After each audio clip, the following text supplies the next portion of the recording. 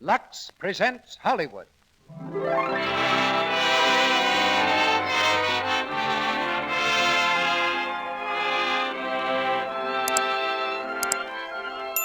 Lux Radio Theatre brings you Laurence-Olivier and Ednabest in Goodbye, Mr. Chips.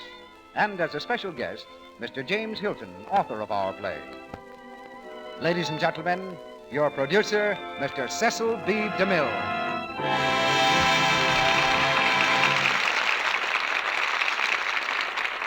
Greetings from Hollywood, ladies and gentlemen. Thanksgiving comes but twice a year. Some of us will carve our turkeys this coming Thursday. Others will celebrate November 30th. I don't think the date matters very much. Canada celebrates Thanksgiving at still another time. Perhaps we really need more than one Thanksgiving Day to cover all the things we have to be thankful for. Freedom above all. Peace, good health, and those we love. Apropos of Thanksgiving, the Lux Radio Theatre has received a letter which we value highly for its friendly spirit. It says in part, in addition to the big things in life, I'm thankful for many smaller things which add to the joy of living. Among these is the Lux Radio Theatre, which is a highlight of the week for our family. And another highlight which helps us in many ways every day in the year is Lux Flakes. So here's wishing you and the Lux Radio Theatre and Lux Flakes many happy Thanksgivings to come. We appreciate Mrs. J.J. Carter's gracious letter. And tonight, we're also grateful to Mr. James Hilton that stories like Goodbye, Mr. Chips are still being written. In my opinion, Chips is one of the most engaging characters in literature since Dickens. I was particularly delighted with the success of the picture because it was directed by my assistant director of Silent Picture Days, Sam Wood. Our cast tonight is headed by two stars who are making their first appearance in the Lux Radio Theatre, Laurence-Olivier and Ednabest. Mr. Olivier is an actor who refuses to take his stardom very seriously, and that makes him an ideal Mr. Chips. When Laurence-Olivier learned that in the Hollywood idiom he was considered terrific in Wuthering Heights, his answer was, I wonder how I did it. As Catherine, we have Miss Edna Best, distinguished star of the London and New York stage. Miss Best is in Hollywood for the RKO picture, Swiss Family Robinson. Now we pay a visit to the peaceful quadrangle of Brookfield School, where during the past few hundred years, many thousands of boys have investigated the mysteries of Latin grammar.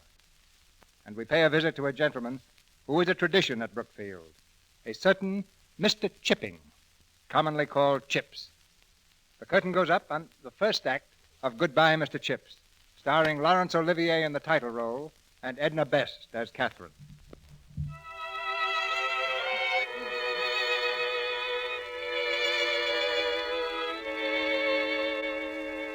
When you're getting on in years, between 80 and 90, you get very sleepy sometimes, and the hours seem to pass like lazy cattle moving across a landscape. It was like that for Mr. Chips, as the autumn term progressed and the days shortened, till it was actually time to light the gas before evening classes.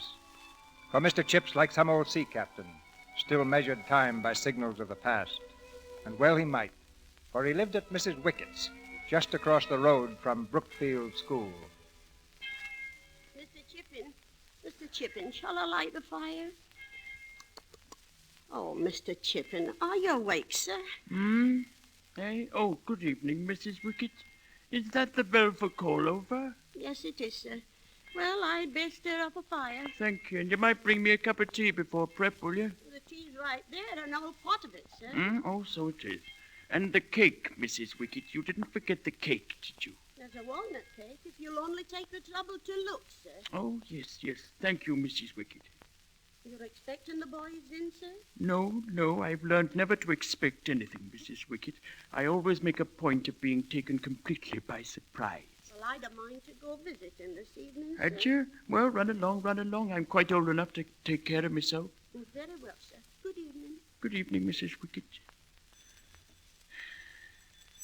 Mrs. Wickett, the door. Mrs. Wickett. Oh, well, never mind. Do it myself. Well, hello. Please, sir, does Mr. Chips live here? Mr. Chips? Yes, he does. In fact, you're looking at him. Oh. Well, what can I do for you? I I was told you wanted me, sir. And who told you that? The boys, sir. They said go over to Mr. Chips and ring the bell and tell him he wants to see you. I see. Well, you better come inside. Now, sit down. Thank you, sir. The boys were quite right, you know. I did want to see you. I wanted you to have some tea with me. Oh, thank you, sir. I haven't seen you before. How's that? I've only just come out of the sanatorium, sir. Huh? I've been there since the beginning of the term. Measles, sir. Ah, yes. Well, that accounts for it. Tell me, what's the name? Linford, sir. Tell me, Linford, what do you think of Brookfield? So far, I mean. Well, sir, I'm not quite sure yet. I know. But you'll like it when you get used to it. Just now, you're a bit afraid of it, eh? Well, yes, sir. Yes, so was I at first. But that was a long time ago. 63 years, to be precise. Yes, when I first went into Big Hall and saw all those boys, I tell you, I was quite scared. But it didn't last long. I soon made myself at home, so will you. Were there a lot of other new boys that term, sir? Eh? But bless my soul, I wasn't a boy at all. I was a man. A young man of 22. A master. Oh. But, sir, Yes, if you were 22 then, yes. you must be very old now, sir. Well, I'm certainly no chicken. Yes, when I came to Brookfield in 1870, the place was just the same then as it is now. Even the names of the boys were the same. Ainsworth, Atwood, Avonmore, Babcock, Baggs, Barnard, Bassenthwaite. Almost the same. Old Mr. Weatherby was head then. Fine man, fine man. I'm probably the only man in the world who remembers old Weatherby. And the boys. I remember them all. 63 years ago, Linford. And I can still hear their names as they call them off before the classes. Ainsworth, Atwood, Avonmore, Babcock, Baggs, Barnard, Bassenthwaite, Batterby. Mr. Chips, sir. Mr. Chips, sir. Are you asleep, sir? Shall I go now, sir? Mr. Chips, sir. Mr. Chips. Atwood, Avonmore. Babcock, Baggs, Barnard, Bassenthwaite, Batterby, Bickle, Benford. Mercer. Pardon me, sir. Are you Mr. Chipping, the new master? Yes, I am. The head would like to see you in his study. Thank you.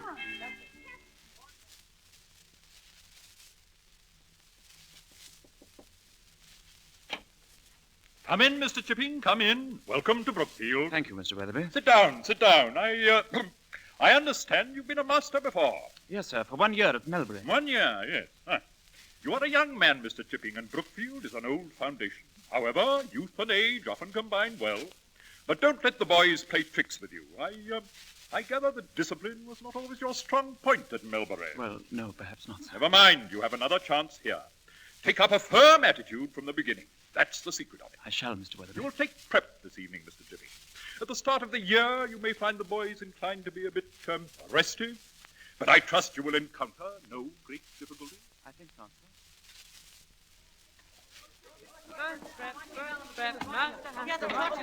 I say, who's taking prep?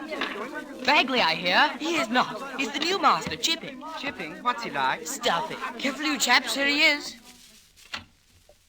Good evening. As you know, this is a period of quiet study. You may busy yourselves in any way you wish. Oh, thank you, sir. Quiet, please. Please, sir, what is your name? My name is Mr. Chipping. Did you say Chip, sir?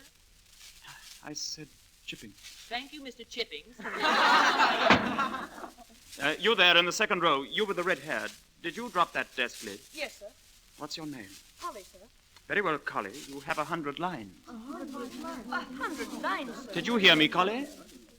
But 100 lines, sir. All I did was to drop... Did you hear me, Collie? Yes, sir.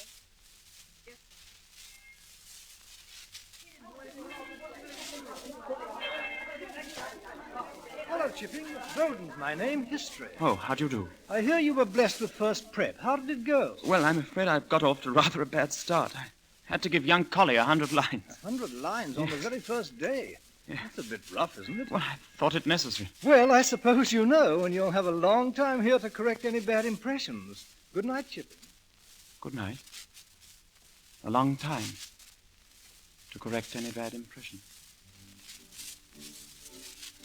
Billy! Vesta! Oh, Bonnet! Been here a long time, Chipping. Your work has been quite satisfactory. I know it won't come as a surprise to you after all this time that we're making you a housemaster. Good luck, Chipping.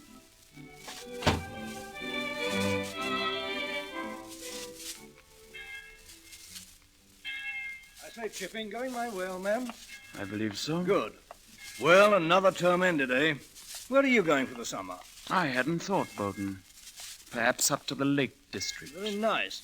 Oh, by the way, congratulations, Chipping. Hmm? You've been made a housemaster, haven't you? Oh, yes. I've been waiting for it so long, I can hardly get excited about it now. Oh, they don't come quickly. I was here 10 years before I got mine. Do you know how long I've been here? Well, now, let me see. Almost 25. 25 years. It doesn't seem possible. No, it doesn't. You know, when I first came, I had some fine dreams. I thought, what a wonderful thing it would be to be headmaster of a school like Brookfield. Well, youth is entitled to dreams. Chipping, you've really done a fine job here. I can't understand why promotion has been so slow for you. I've often wondered... Have you heard the news? What news? The new housemaster. Know who it is? Old Chips. Chips? No. I say, that's my house. Bad break for you, old man. Chips, you suppose I could move? Were we looking for a reason, Weldon? I'm sorry, Chipping. Heartless little beggars. No, it isn't their fault. I suppose I just don't understand them the way you chaps do. Oh, nonsense. Well, here's where I turn off, old man. You'll write me from the lakes, eh? Hmm? Oh, of course. You going to do any mountain climbing? Climbing? Yes, I expect so. I've always wanted to try Old Stony. Fine. Well, good luck, and be careful up there. I will.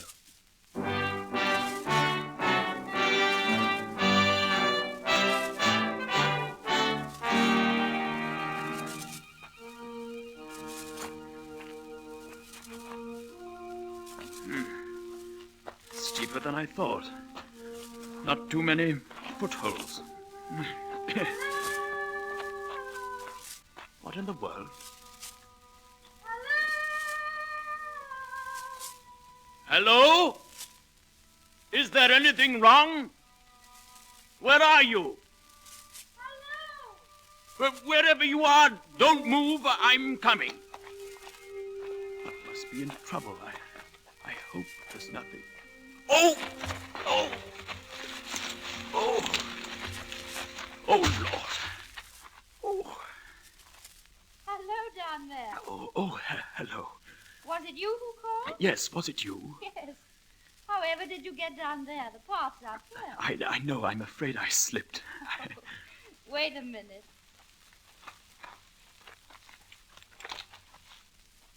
Oh, are you hurt? No, not very much. You really should have been more careful. It's very steep here. Yes, I know, but when I heard you call, You were coming to me.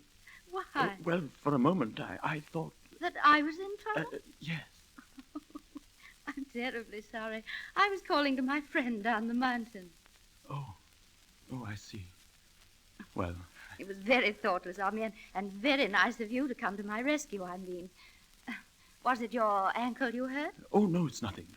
Try standing up. No, I'm sure I can manage. Oh. Oh, no, you can't. Here, sit down. You can never get down the mountain like that. We'll just have to wait until my friend comes. I'm putting you to a great deal of bother. Oh, no, of course you're not. My name is Catherine Bridges. How do you do? Mine is Chipping. How do you do, Mr. Chipping? My It friend really and I are is taking quite I beg your pardon. No, you were saying... No, please. What was it, Mr. Chipping? Well, I was about to say, it really is quite a wonderful day. Yes, we've had fine weather all the week. My friend and I are on a bicycle tour of the whole Lake District. I've enjoyed every minute of it. A bicycle tour? Yes. Why? Oh, nothing. Don't you believe in ladies riding bicycles, Mr. Chipping? Oh, it's a very healthful exercise, I imagine. Hello there. Oh, Martha, come down. That's my friend, Mr. Chipping. What's the matter, Catherine? Oh, Martha, this is Mr. Chipping. Mr. Chipping, Miss Taylor. How do you do? How do you do? Is he hurt? Yes, Martha. You see, he tried to rescue me, and he slipped. I see. And now we shall have to rescue him. Well, I imagine the two of us can carry him. Oh, of course. Oh, no, really. Come along. Take his no, arm please, there, Catherine. Right. Already. Now lean on me, Mr. Chipping. Oh, but I feel so very silly. Nonsense, nonsense. Lift him, Catherine. Lift.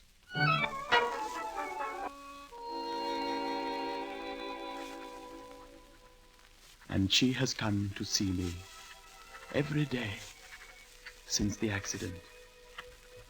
I imagine you are surprised, Weldon, that I write so much of her. But she is really a very charming person. Yes, and I must admit, very beautiful too. But please do not misunderstand me. She is far too charming and far too beautiful for me.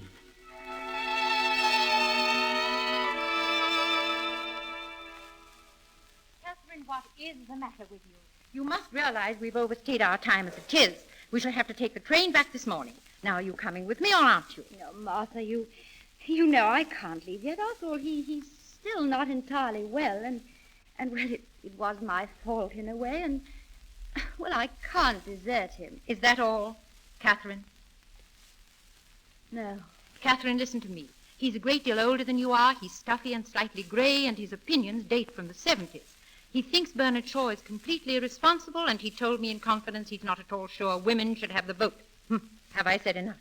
You've said everything, except that he's a thoroughly honest person, that his eyes are deep brown, and that he's very charming when he smiles. Oh, Martha, I've never met anyone like him before. And he's really very lonely. Did you know that? He won't be much longer. Martha! Goodbye, my dear. Have a pleasant holiday. I'm off for London. Oh, Martha, wait.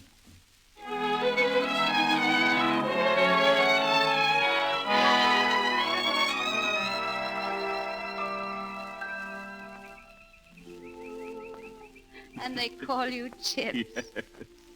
But never to my face, of course. I'm so glad you are what you are. I was afraid when I first met you that you were a lawyer or a dentist or a man with a big cotton business in Manchester. But schoolmastering's so different, so important, don't you think? To be influencing those who are to grow up and matter to the world. It's rather thrilling. I hadn't thought of it like that. But I do my best. That's all anyone can do in any job. Yes, of course. I love you for saying simple things like that. Catherine, I really must tell you something in all fairness. Yes? I'm not a very good schoolmaster. My degree is quite mediocre. I have a certain amount of difficulty with discipline, and I'm sure I'll never get another promotion, never get to be head or anything like that. In other words, what I'm trying to say is that I'm completely ineligible to marry a young and ambitious girl. Can you laugh at those I things? am laughing. Oh, Catherine, you make me very, very happy. When shall we be married?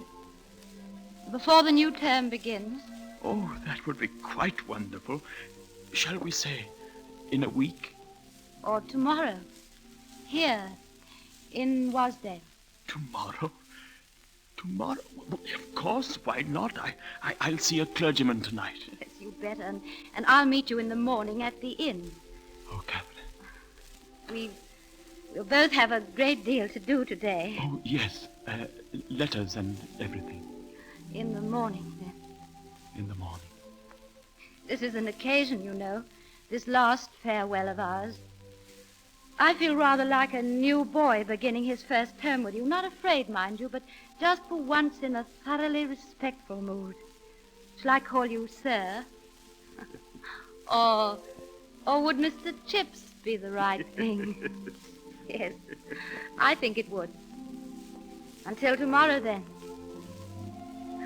Goodbye, Mr. Chips.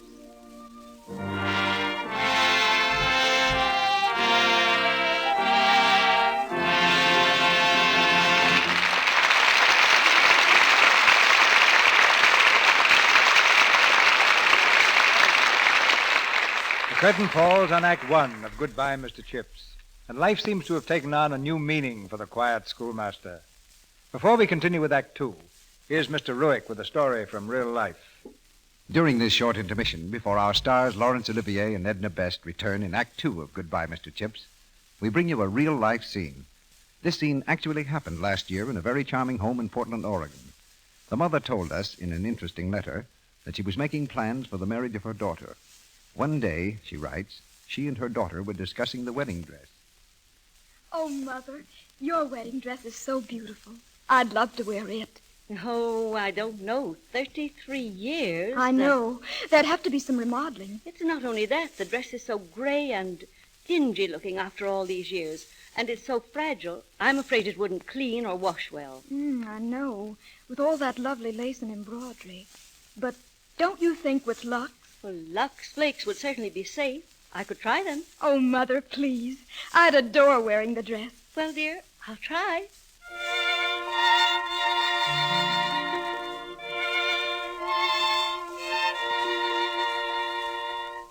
And so she washed the dress in mild Lux suds. And the next day... Come here, dear, and look at the dress. Oh, Mother, darling, it's beautiful. It looks just wonderful. Oh, you darling. Thanks a million. Oh, don't thank me. Thank Lux Flakes. They did a wonderful job. I'll say they did. And they're going to have the place of honor in my new home. Why, they've given me my wedding dress. That's a true story. The sort of thing that happens in homes all over the country. Women know they can depend on Lux. They call on Lux because they know they can trust it. They use it every day for their dresses, sweaters, stockings, and underthings. Lux Flakes are so mild, so pure, they won't harm anything safe in plain water. There's no harmful alkali to fade or streak colors or hurt sensitive fibers. Your house dresses, your everyday washables, as well as your most treasured possessions, stay fresh and lovely looking and wear longer with regular Lux care. Remember, Lux is so pure, a little goes a long way. Lux is thrifty. Our producer, Mr. DeMille. Act 2 of Goodbye, Mr. Chips, starring Laurence Olivier in the title role and ednabest as Catherine.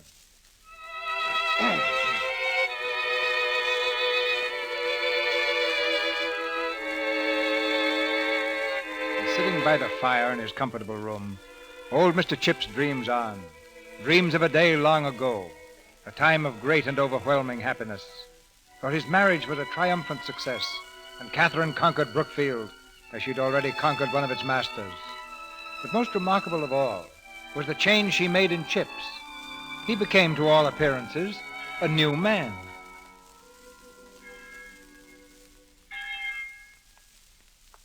Well, you've done it, Catherine. They're quite mad about you. Oh, Chips, what are you talking The about? head, the masters, the boys, everyone, they're all in love with you, just as I am. Chips, you know, everyone's been so wonderful. I was horribly afraid for a while that I might not fit in. I wanted to so much. You've been here 2 weeks, and you're more a part of Brookfield than I am. Evening, Mr. Chippy. Oh, good evening. Evening, sir. Evening. Good evening, Mrs. Chippy. Hello, boys. How did the match go today? Oh, we won. I told you we would. You really should watch us, ma'am. I'll have to come down and watch you tomorrow. Thank you, Good Mrs. night, Chippy. ma'am. It's 4 o'clock tomorrow. I'll be there. See what I mean? They'd never have spoken if you hadn't been with me. Oh, Chips, must you be so formal with them? Formal? Well, relax a little, joke a little. You know they'll like you ever so much better. I've often wished I could. Oh, you try it and see. You've got a wonderful sense of humor, Chips. I have? Of course. Didn't you know? I don't believe I ever thought.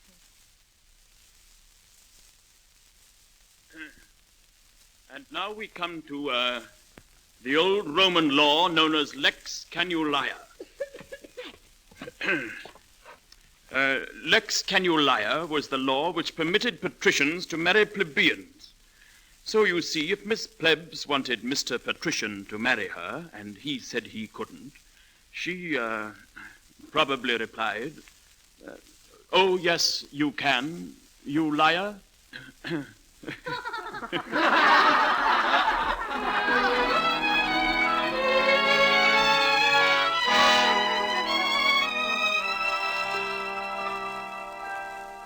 Question. What king was first to bear the title Defender of the Faith? Answer by Master Lytton in his most illegible script. The first king to bear the title Defender of the Faith was Henry VIII. He married 6 wives, but only one at a time. You'll have to mark it right, Chips. Yes. Well, the future of England's in good hands. Mr. Chippin? Yes? The Master Babcock is here. Babcock? Yes, Chips. I sent for him. You sent? Well, tell him to wait, please. Yes, sir.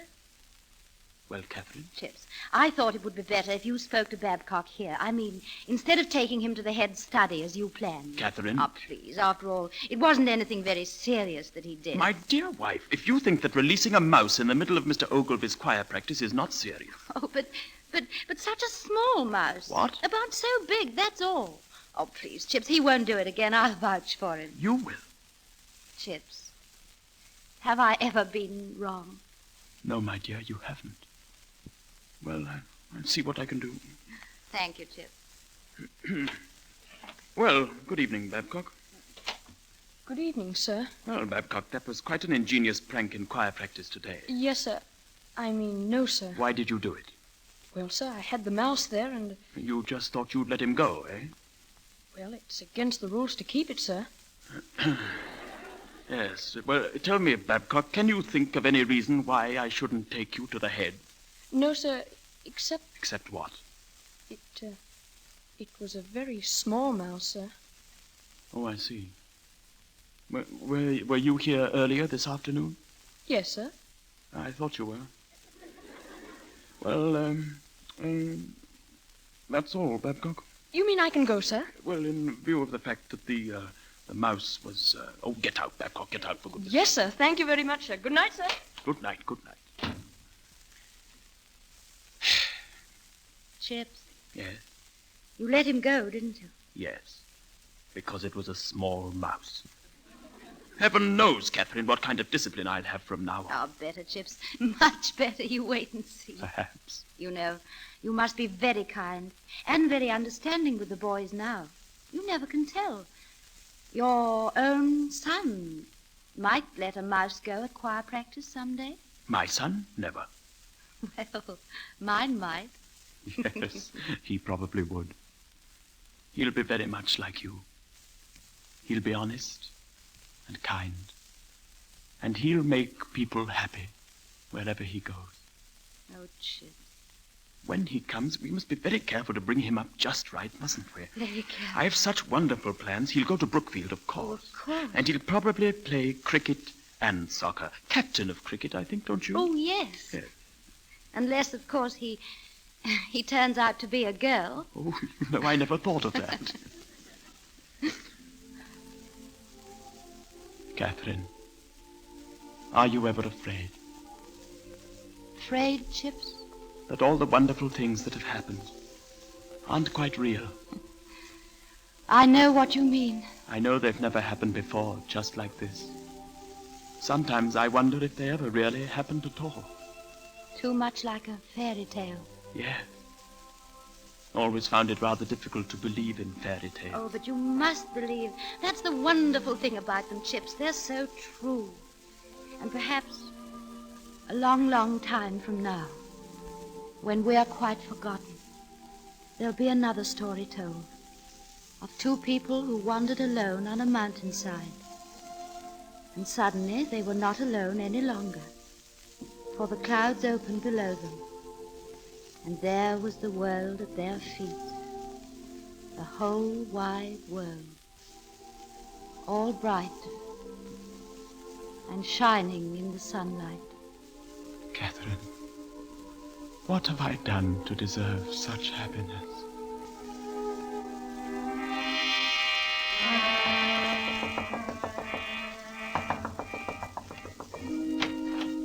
Yes? Oh, Doctor, can you come at once, sir? What is it? It's Mrs. Chippin, Doctor. Mrs. Chippin? Yes, Doctor. Mr. Chippin's very worried. He asked if you would please come right away. Of course. I'll get my things.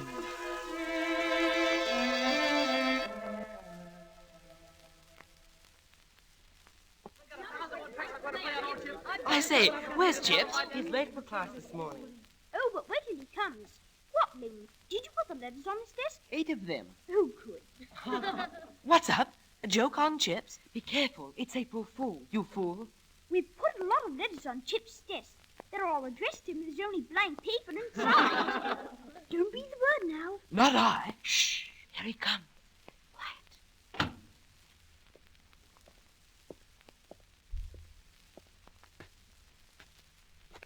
Oh, Mr. Chipping, sir, there are a lot of letters for you.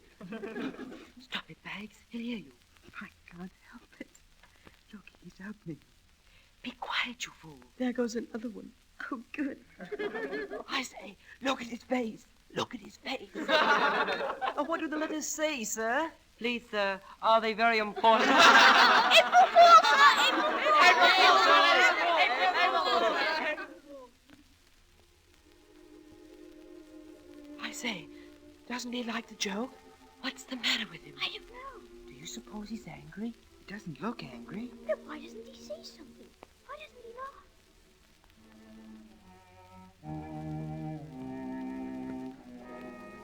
Catherine Chipping, the mother, and the child just born, died on the same day, April 1st, 1898. You know how we feel, Chipping. How the whole school feels. Just try to keep going, old man. Time will help you. Time and your work.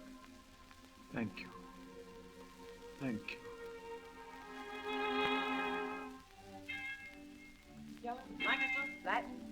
Stanford. That's the quad. And over there's Big Hall. It's nice of you to show me around. Oh, we always show the new boys around. Oh, look. You see that old fellow over there in the torn gown? That's Chips. Been here since 1870, they say. 1870 to 1913? That's right. 43 years now. You'll like Chips. Everybody does. Oh, Mr. Chipping, sir. Hey? Yes? The head would like to see you in his office, sir. Who? The head, sir. Mr. Ralston. Oh, Ralston. Thank you.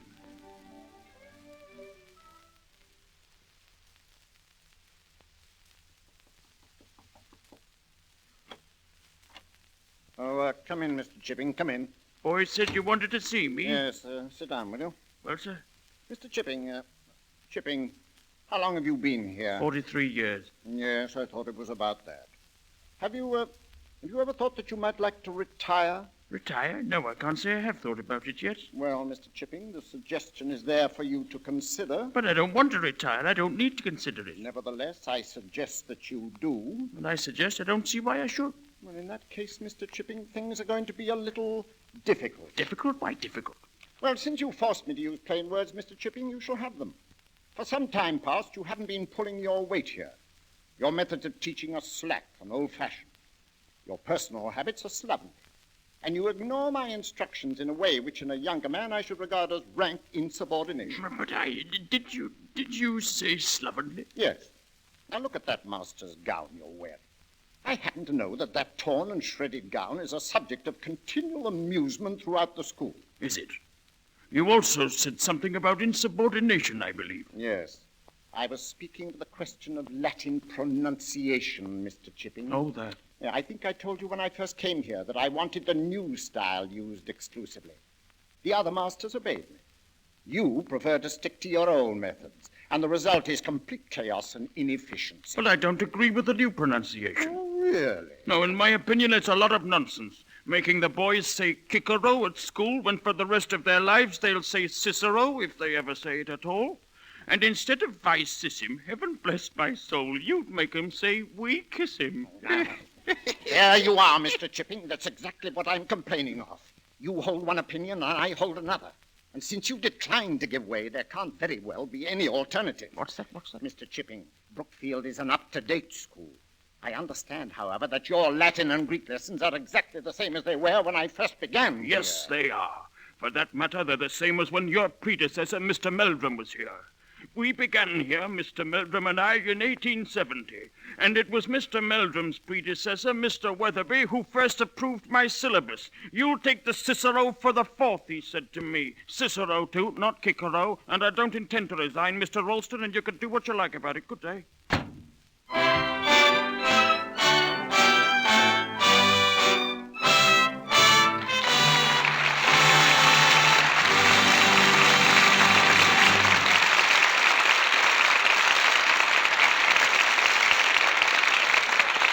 That was Act 2 of our play.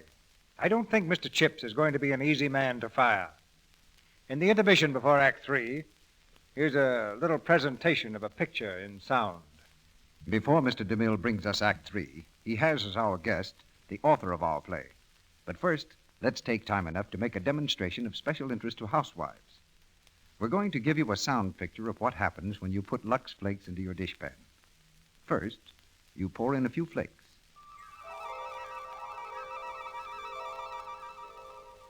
Then you turn on the water.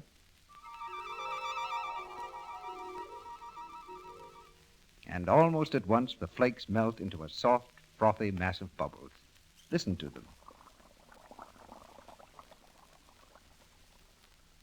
By actual test, Lux dissolves into suds 4 times as fast as old-fashioned cake soaps. Now listen to those bubbles again. Can you picture them? A panful of rich, active suds that make short work of grease and grime. They leave your dishes sparkling in almost no time. And while you're working, Lux is ever so kind to your hands. There's no harmful alkali to bite and sting your hands the way harsh soaps do. Lux is as mild as the finest toilet soaps. It helps your hands stay soft and smooth. And you want hands like that, I know. So try Lux for your dishes. It's so inexpensive. About a penny's worth of Lux does your dishes for a whole day. You need a little more in hard water. Buy the thrifty large box of Lux Flakes tomorrow. We pause now for station identification. This is the Columbia Broadcasting System.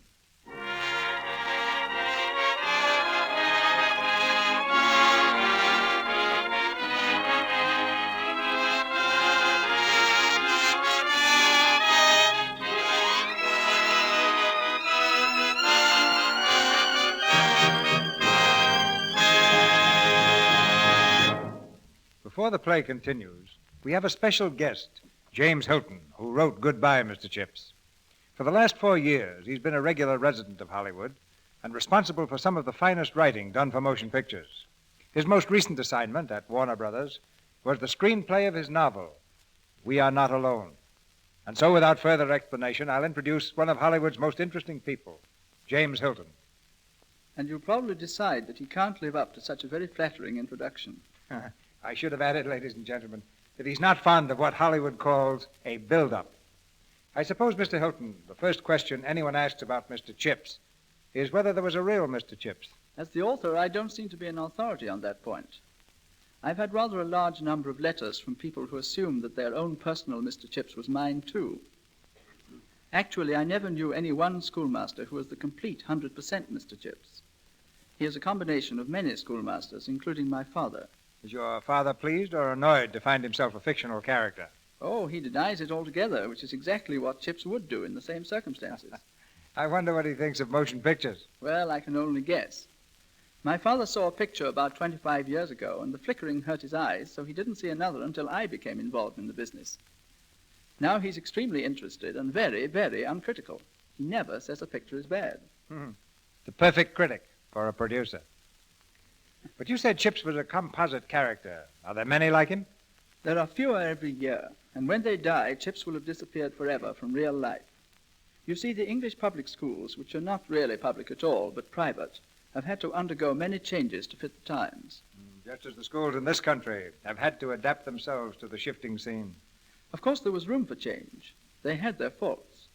I've forgotten most of what I was taught in school, but I remember a few things I learned without being taught, such as blowing glass tubing into fancy shapes, or a slight aptitude for ventriloquism, which I developed to circumvent a master who was very deaf. These things have never been of much practical use to me since, but just the same, I know the whole experience was valuable. Any boy that comes under the influence of a Mr. Chips usually turns out to be a better citizen. That's why I'm sorry to see his type disappear, even though I know it's inevitable. And it's inevitable that the third act follows the second act, so I'll make my way for Mr. Chips now. You couldn't make way for a better man, Mr. Hilton. We continue with Goodbye, Mr. Chips.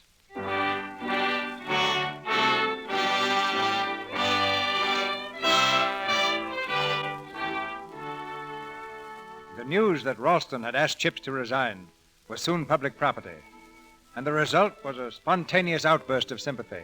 The masters and the boys rallied to Chips' cause, threatening a public riot if he was banished from Brookfield. And so, he stayed. But in the winter of 1913, the old man fell ill and was off duty for almost the entire term. It was that which made him decide to resign. At the end of term dinner, given in Chip's honor, he received a farewell presentation from the boys. And so, sir, the boys of Brookfield have asked me to make this presentation of this gift.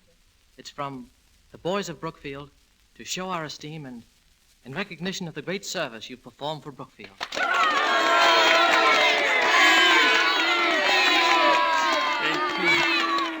Thank you. I'm afraid young Mr. Colley here has been guilty of an exaggeration in speaking of my services to Brookfield. But then, of course, he comes from an exaggerating family. I remember once having to thrash his father for it. I gave him a 1 mark for Latin, and he exaggerated it into a 7. I have been at Brookfield for almost 44 years, and I have been very happy here. It has been my life. O my high praeteritos referat si Jupiter annos. I need not, of course, translate. I remember very many things about Brookfield, so many things that I've often thought I ought to write a book. Now, what shall I call it, I wonder? Memories of Rod and Line. Well, perhaps I shall write it someday. But of all the things I remember, the things I remember best are your faces. I never forget them. I have thousands of faces in my mind, the faces of boys. And if you come to see me in the years to come, as I hope you will, and if I don't seem to recognize you, you'll probably say to yourself, the old boy doesn't remember me. But I do remember you, as you are now. That's the point. In my mind, you never grow up at all. Never. Well, I mustn't go on all night. I shall be living just across the road at Mrs. Wickett's. Think of me sometimes, as I shall certainly think of you. Hec olim meminisi juvabit. Again, I need not translate.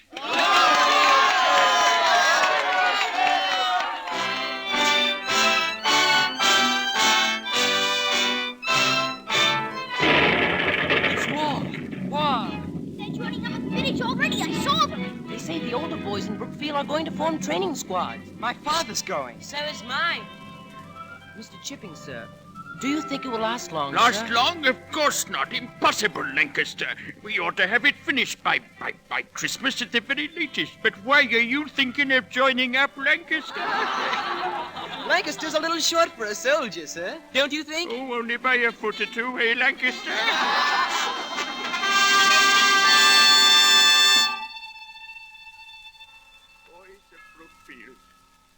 Who have given their lives for their country. Brill, Evans, Jackson, Lancaster. Do you think it will last long, sir? Lancaster. More boys. More and more and more. Going up to the front. Boys I've known. Chips, old man, come and sit down. Yes, Sir John. Chips, as chairman of the board, the governors have asked me to have a talk with you. Yes, Sir John. It's about the matter of our masters joining up. I suppose you know the head's gone. I heard, yes. Leaves us very short-handed. And, well, briefly, Chips, the board wants to know if you feel well enough to come back. Out of retirement? Mm-hmm. They want to know, Chips, if you'll do us the very great honor of coming back for the duration of the war as headmaster of Brookfield School. Headmaster of Brookfield? Me? Yes, you're the man for it, the only man. You belong here. Oh, but it's such a great responsibility. I'm a ranker, Sir John. I'm not meant Will to be you a head. think it over? Oh, yes, I will, but I really don't. Please, Chips. Don't answer me now. Come back and see me in the morning. Very well, very well. Good night, Chips. Good night, Sir John. Good night.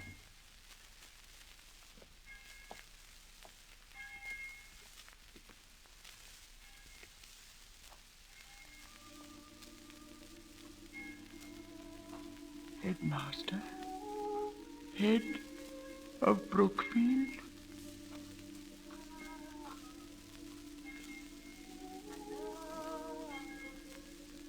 Catherine.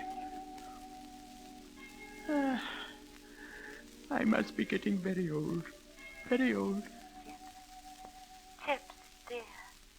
You know I'm here, don't you? You can't hear me, not really. But you know that I'm here in your heart. It's been such a long time since I've come to you. For it's only when you need me that I can come. Catherine. Such a great honor, Chip. Headmaster of Brookfield. Do you remember the day you told me you would never be head? I think I knew then that someday you would be. Oh, Catherine, my time is over. My work is done. Look down there, Chip. The quad. The long green sloping to the river. This is Brookfield. This is the home, the world of boys. Boys who are looking toward manhood, waiting for some person to show them the way. Chip, you are that person. Don't you remember? A long, long time ago. Schoolmastering. So important to be influencing those who are to grow up and matter to the world. Yes, Chip. It is a great responsibility. But they need you. And you must have courage. Do your best, Chip. That's all anyone can do. But don't fail them now. I tell you to accept the headmastership. I tell you from across the years. To keep faith with Brookfield. And with me. I believe in you. Chip, have I ever been wrong? I believe in you. I believe.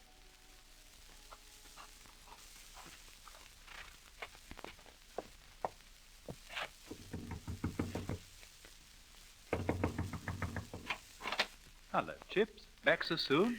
Sir John, I've made my decision. I think I know what it is. I'll do my best, Sir John, because that's all anyone can do in any job.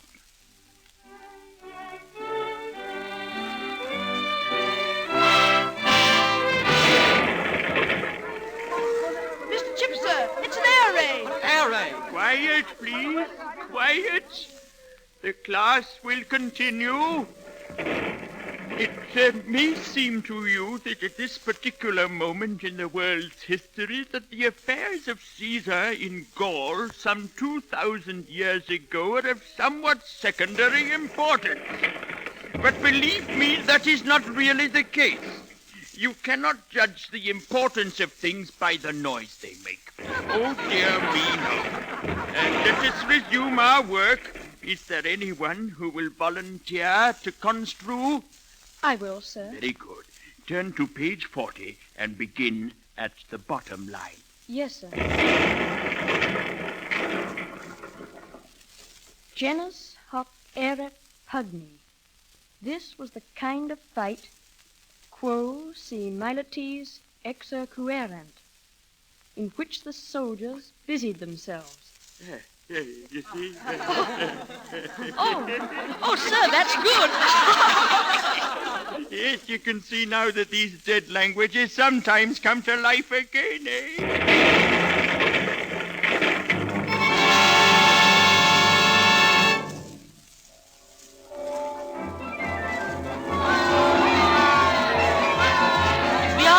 They've declared peace. It's over. The war's over. It's over! It's over!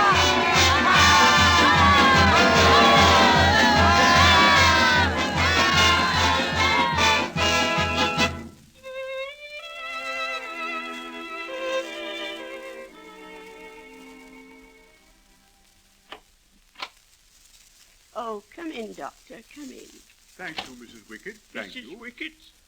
Is that the doctor? Yes, it is, sir. Oh, good afternoon, Doctor. What brings you here? Not I, certainly. No. The head asked me to look in.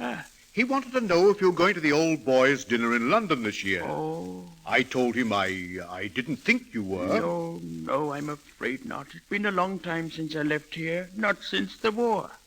Chipping, do you really think you should be up? Oh. There's a lot of flu about, you know. There's nothing matter with me, Doctor. Nothing at all. And what would I do in bed? Why, one of the boys might drop in. A fine reception. Well, I leave it up to you.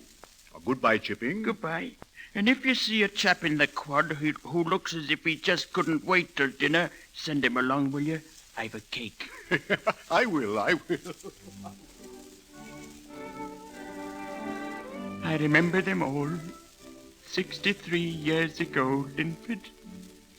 And I can still hear their names as they called them before the classes. Ainsworth, Atwood, Abelmore, Babcock, Baggs, Barnett, Bassingthwaighte. Mr. Chip, sir? Mr. Chip, sir? Are you asleep, sir? Shall I, go now, sir? Mr. Chip, sir? Mr. Chips! Mr. Chips! Well, Doctor, what do you think? I don't know, Sir John. He's a very old man. Who's that? Hello there. Waking up? What happened? Oh, nothing much. You threw a faint, that's all. Oh. It's lucky that boy was with you. Try to sleep again. Yes. Poor old chap. Must have lived a very lonely sort of life. All by himself. Not always by himself. He was married, you know. Was he? I never knew that. She died a great many years ago. Pity he never had any children. Oh, what was that? Careful. What were you saying about me? Nothing. Nothing at all, old chap. I heard you. A pity I never had any children, eh? But I have, you know. I have. Thousands of them. And all boys.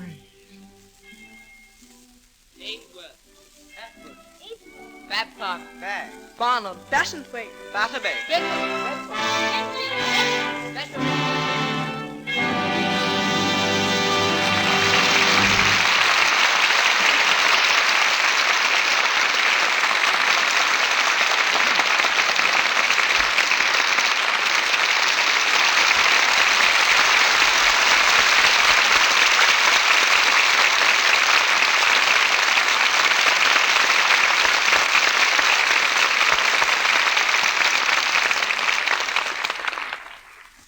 Before our stars return for their curtain call, I want to present Miss Libby Collins, who ferrets out news behind the scenes here in Hollywood. What have you for us tonight, Libby? 2 or 3 fascinating things about the stocking habits of some of the Hollywood stars. For example, do you know that Kitty Carlisle rinses her stockings in perfume instead of water? Well, she walks in beauty. What else, Libby? Well, Jane Wyman uses adhesive tape instead of garters to hold up her stockings. A cute idea is to cut the tape into little designs, like hearts or clubs or your zodiac sign. And here's one item that's a little closer to home.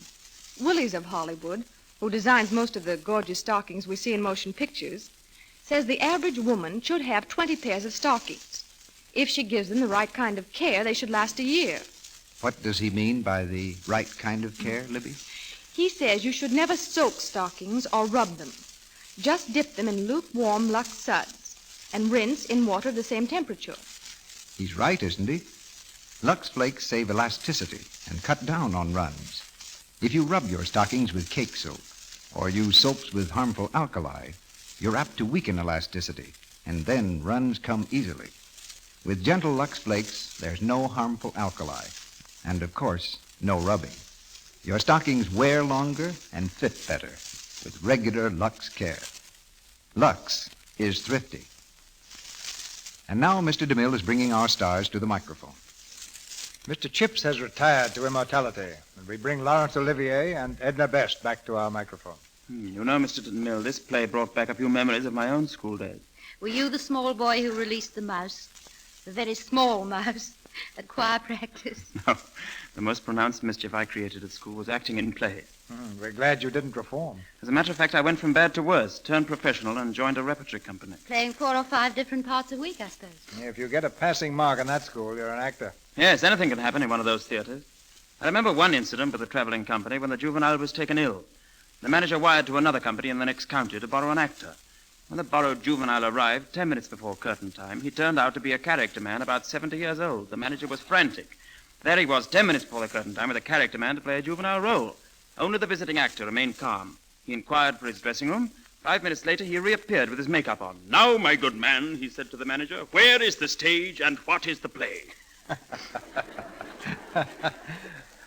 I know just the kind of actor you mean. Give him the right cue and he'll play Peter Pan or the second gravedigger in Hamlet.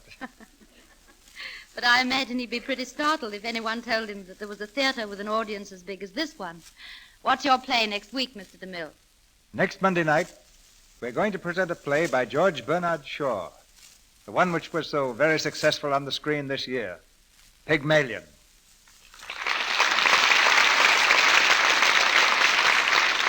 And our stars will be Jean Arthur and Brian Ahern.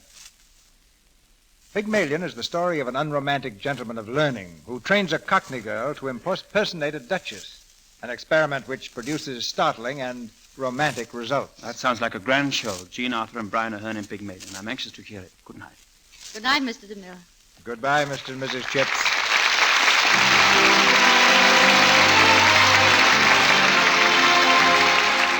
Our sponsors, the makers of Lux Flakes, join me in inviting you to be with us again next Monday night when the Lux Radio Theatre presents Jean Arthur and Brian Ahern in Pygmalion. This is Cecil B. DeMille saying good night to you from Hollywood.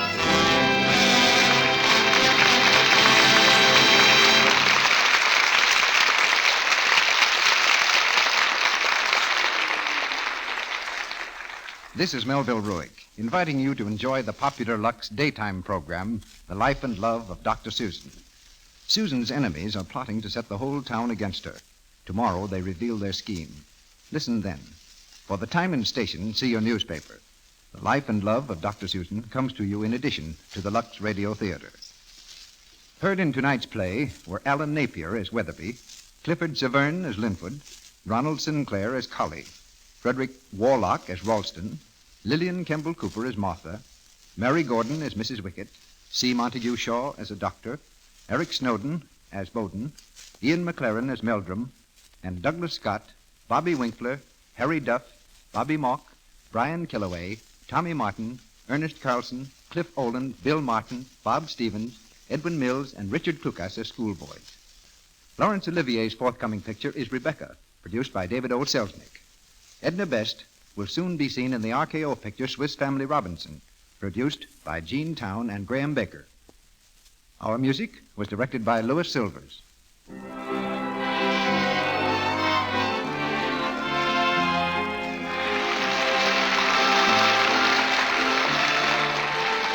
This is the Columbia Broadcasting System.